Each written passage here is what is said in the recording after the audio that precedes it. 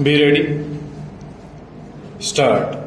It was also pleaded in the said application that disputes, if any, could not be classified as maritime dispute attracting applicability of Clause 60 of the agreement between the parties, and the agreement dated 4/12/2007 does not fulfill the ingredients of an arbitration agreement as prescribed in Section 7 of the Act. Stop. The aforesaid application, however, was not decided by the arbitral tribunal, which was of the view that on the first date of hearing the claims should be decided and adjudicated. Stop.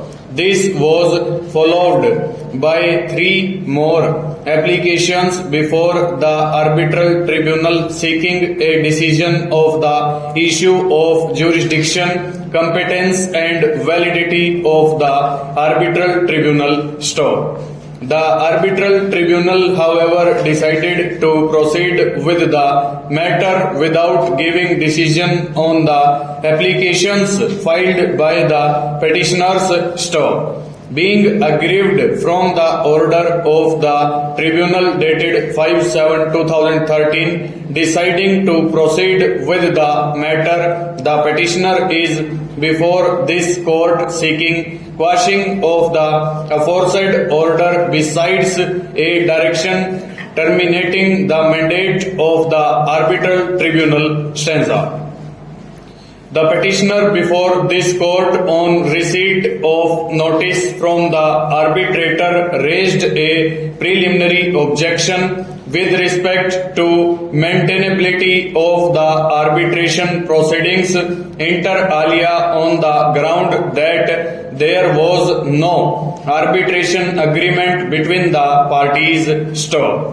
The arbitrator-wide impugned order dated 15/6/2013 rejected the preliminary objection of the petitioner. Stop. Being aggrieved, the petitioner is before this court seeking quashing of the aforesaid order dated 15/6/2013. Stop. In contending that the arbitral tribunal is required to decide the issue of jurisdiction as a preliminary issue before taking any further pleas in the arbitration proceedings, the learned senior counsel for the petitioner in WP C number 6328/2013 laid emphasis on the words where the arbitral tribunal takes a decision rejecting the plea, continue with the arbitral proceedings, decision rejected, and make an award used in subsection (5) of section 16 and submitted that ignoring the aforesaid mandate of law is likely to visit the parties with consequences of having to suffer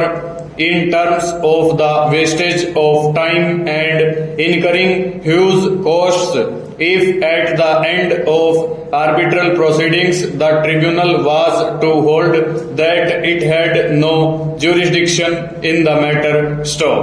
He further submitted that right to appeal conferred by section 37(2) of the Act in the event of the tribunal acceding the plea of want of jurisdiction or exceeding the scope of its authority as the case may be. Full stop. Over.